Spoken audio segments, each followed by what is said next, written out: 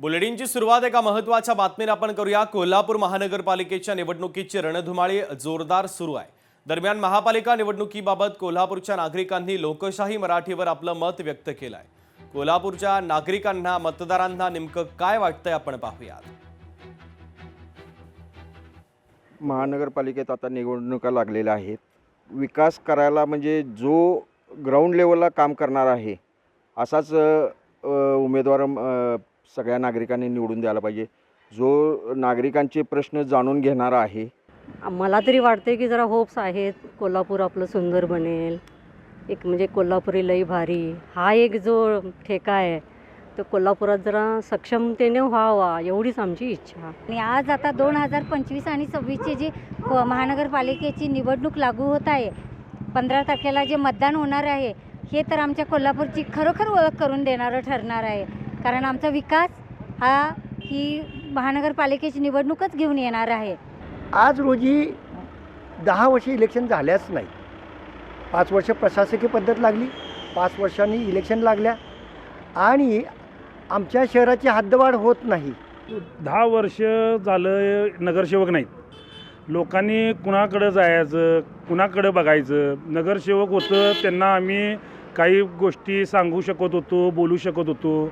प्रशासकांचा आणि आमचा कधी संबंध नाही, कोण आहे तिथं बसल्यात काय माहीत नाही, डांबरी खड्डा अमुक तमुक या सगळ्या गोष्टी आम्ही काय सामान्य नागरिक म्हणून जायचं कुणाकडं।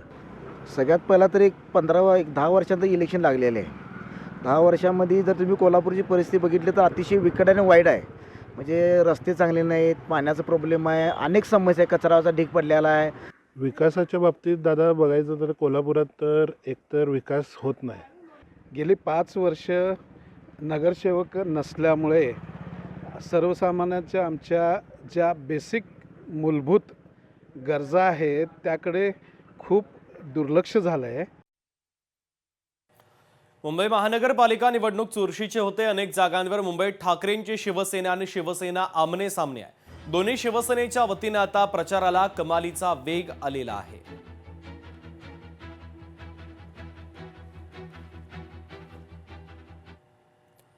वार्ड क्रमांक 89 विलेपार्लेमध्ये गीतेश राऊत हे ठाकरेंच्या शिवसेनेचे उमेदवार आहेत, तर विरुद्ध राजेश नाईक हे शिवसेनेचे उमेदवार आहेत।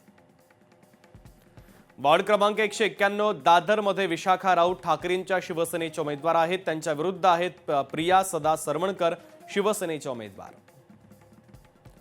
वार्ड क्रमांक 199 वरळीमध्ये किशोरी पेडणेकर ठाकरेंच्या शिवसेनेचे उमेदवार आहेत, विरुद्ध रुपाली कुसळे शिवसेनेच्या उमेदवार। वार्ड क्रमांक 114 विक्रोळीमध्ये राजुल संजय पाटील ठाकरेंच्या शिवसेनेच्या उमेदवार, तर सुप्रिया घरत शिवसेनेच्या उमेदवार। वार्ड क्रमांक 163 चांदिवलीमध्ये शैला दिलीप लांडे शिवसेनेच्या उमेदवार, विरुद्ध ठाकरेंच्या शिवसेनेच्या संगीता सावंत। वार्ड क्रमांक 198 मध्ये लोअर परेल वरळीमध्ये अबोली खाडे ठाकरेंच्या शिवसेनेचे उमेदवार, विरुद्ध वंदना गवळी शिवसेनेच्या उमेदवार। लोकशाही मराठी ऐका, पहा, जागरूक रहा।